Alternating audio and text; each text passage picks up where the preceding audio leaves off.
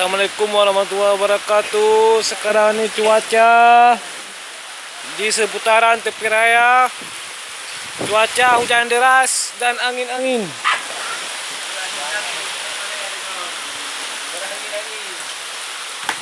Ini cuaca di daerah seputaran tepi raya ya.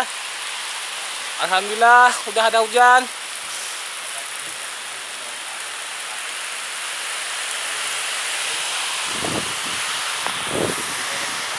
Wow.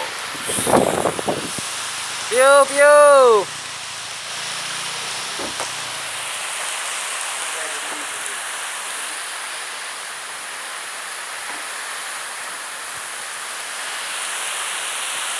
Hujan disertai angin.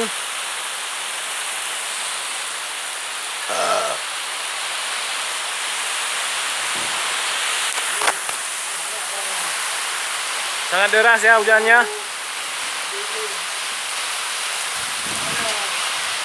Sampai-sampai kamera saya basah.